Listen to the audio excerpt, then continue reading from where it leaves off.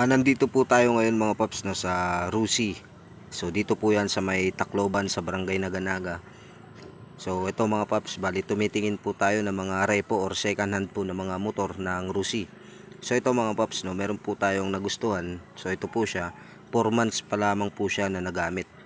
At ito po yung kabuuan ng mga repo ng mga motor na naka-imbak lamang po dun sa bodega nila. So ito lang po yung pinakamaganda para sa akin no.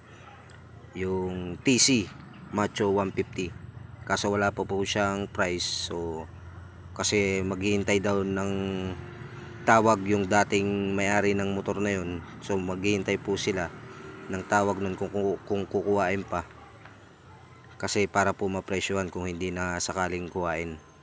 So ito mga paps, napakaganda talaga nito, guwapong guwapo pa. So kaya po ako nandito mga paps no, kasi kukuha po ako ng service ko sa trabaho. So ito na mga paps no. So gawa nga po na wala pang presyo yun, so ito na lamang po yung napili ko. Ito po yung brand new. So mura lang tong motor na to mga paps no. Yung sinahod po natin sa Facebook, yung natira, ayun po yung idinown po natin. Hindi po ito cash mga paps, sulugan lamang po ito.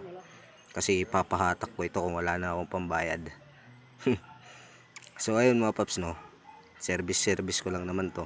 So napakaganda rin ng Rusi kung sa service lang. Kahit kargado pa yan, kayang kaya yan ng Rusi.